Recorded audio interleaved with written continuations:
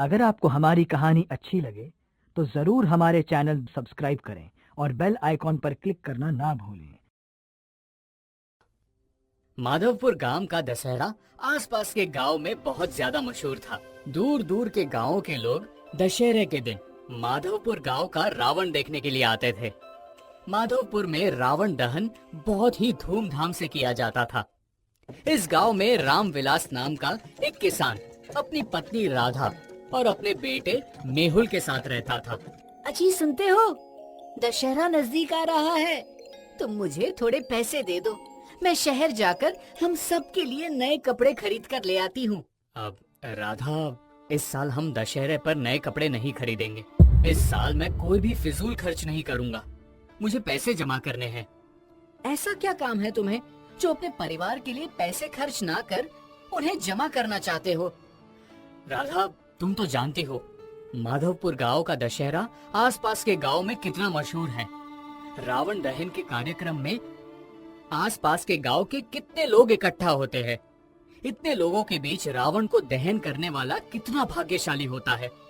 मेरी बहुत इच्छा है कि इस साल रावण का दहन मैं अपने हाथों से करूं।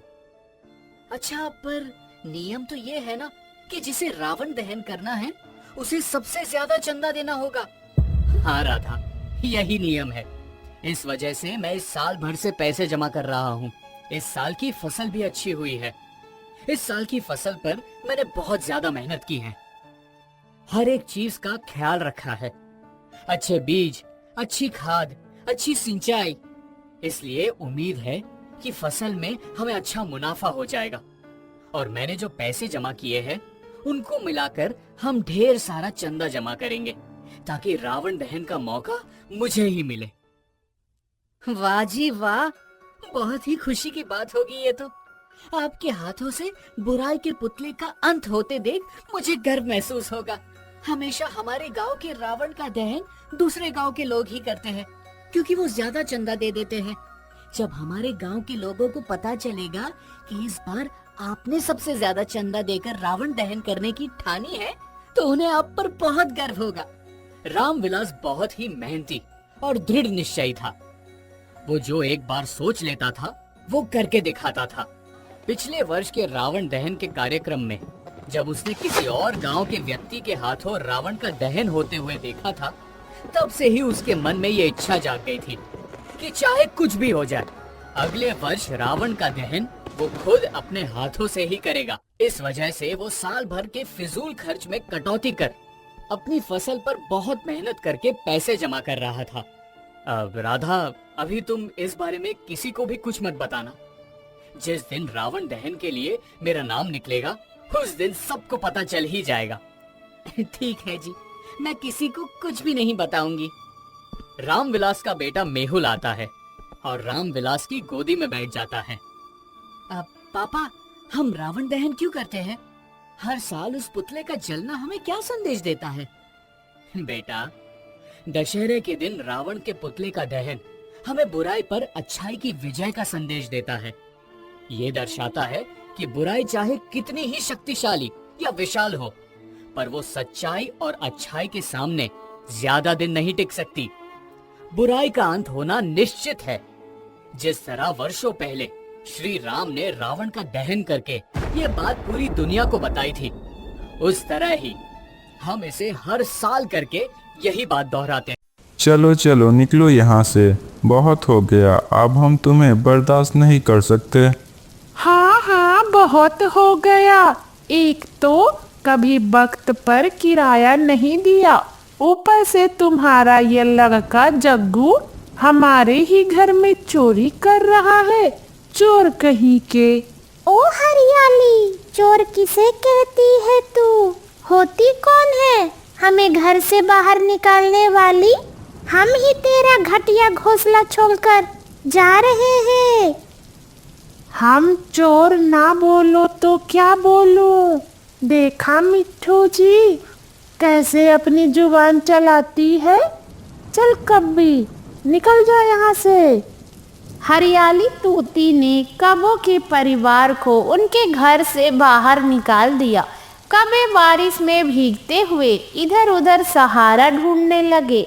उन्होंने कुछ पंछियों से मदद भी मांगी, लेकिन किसी ने भी उसकी मदद की ही नहीं। अरे गौरी, तुम्हारे इस लाल की वजह से जंगल में हमारी कोई इज्जत नहीं रही। अब कोई भी पक्षी हमारी मदद करने के लिए तैयार भी नहीं है। क्या मेरा लाल और तुम बड़े दूध के धुले हो? तुम भी तो चोरियां करके इतने मोटे हो गए हो। अच्छा, मेरे इस पेट पे मत जाओ, तुम्हारे इन तानों से तो मैं पतला हुआ जा रहा हूँ। अरे अब मुझसे लड़ना बंद करो और कोई उपाय निकालो। तभी गोरी कवि को एक कटहल का पेड़ दिखाई दिया, जिस पर बहुत सारे कटहल लगे हुए थे। वो देखिए लल्लू जी, कटहल।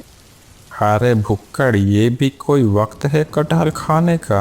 अरे असली भुक्कड़ तो आप हो, आप हमेशा खाना ही खाना। अरे मैं सोच रही थी कि हम इस कटहल का घोंसला बना ले। अच्छा, आहा, ये अच्छा उपाय है गौरी, तुमने अच्छा आइडिया निकाला। हाँ हाँ, अब तो तारीफ करना बंद करो और कुछ अपने पंख जलाओ। चलो इस कटहल को खोखला करने में मेरी मदद करो। हाँ चलो। कौवा और कवि ने कटहल को अंदर से खोखला कर दिया और तीनों उसके अंदर चले गए। अरे वाह मम्मी, यह कटहल का घोंसला तो बड़ा अच्छा है। हाँ, बड़ा आरामदायक भी है। अब तो मैं दिन रात सोऊंगा। अब मुझे यहाँ से निकालने वाला कोई भी नहीं है और मुझसे कोई किराया भी नहीं मांगेगा अब। हाँ हाँ, लेकिन ज़्यादा दिन नहीं, तुम मुझे एक बढ़िया सा घोंसला बनाकर देना होगा, समझे कि नहीं? तभी कौवों को बाहर से स्वादिष्ट खाने की खुशबू आने लगी, जो कि नीचे वाली डाली से मीठी चिड़िया के घर से आ रही थी। अरे ये इतनी स्वादिष्ट खुशबू कहाँ से आ रही है? अरे पापा, लगता है खुशबू नीचे वाली डाली से आ रही है। मम्मी जाकर देखो ना, नीचे कौन रहता है। अच्छा, जरा देखूं तो। गोरी वहां से नीचे देखती है तो उसे मीठी चिड़िया का घोंसला दिखाई देता है। हाँ, या तो मीठी का घोंसला है, उसी के घर से आ रही है खुशबू। अच्छा, तो जाकर देखो ना गौरी, मीठी क्या पका रही है। थोड़ा सा चुरा कर हमारे लिए भी लाओ।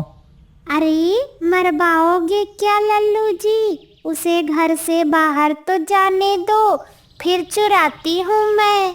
हाँ चलो, सारा खाना तो बन गया और चिंकी के पाठशाले से आने का भी वक्त हो गया। वो आ जाए, फिर हम दोनों मिलकर खा लेंगे। ऐसा सोचकर मीठी अपने घोंसले से बाहर चली जाती है, जिसे कौवे देख लेते हैं। चलो, मीठी तो गई, अब हमारा रास्ता एकदम साफ है। हाँ चलो। कौवे मिट्टी के घर में चोरी करने निकल जाते हैं। जग्गू हमला। अरे पापा, वो देखो कितने बढ़िया खिलौने, और ये देखो यह घोड़ा तो कितना बढ़िया है। मम्मी, मुझे ये घोड़ा चाहिए। अरे इतनी बढ़िया खुशबू, वाह वाह, गरम गरम चावल, वो भी मसाले वाले। चल जग्गू, यहीं पर खा लेते हैं। पसंद आया सामान उठाकर और सारा खाना खत्म करके कौवे वहां से। माँ, जल्दी से मुझे खाना दे दो, बहुत भूख लगी है। हाँ, पहले हाथ मुंह धो लो, मैं खाना लाती हूँ। मीठी को खाने परोसने जाती है और चावल का पतीला देखती है तो उसे पूरा पतीला खाली दिखाई देता है, जिसे देखकर मीठी चौंक गई। अरे ये क्या, ये सारे चावल कहाँ गए? अरे माँ, क्या हुआ? अरे देखना, मैंने हमारे लिए चावल बनाए थे। जाते वक्त तो सब कुछ ठीक था, अब पता नहीं चावल कहाँ गए। अरे माँ, ऐसा कैसे हो सकता है? कहीं किसी ने हमारा खाना चुरा तो नहीं लिया क्या? लेकिन कोई चावल क्यों चुराएगा?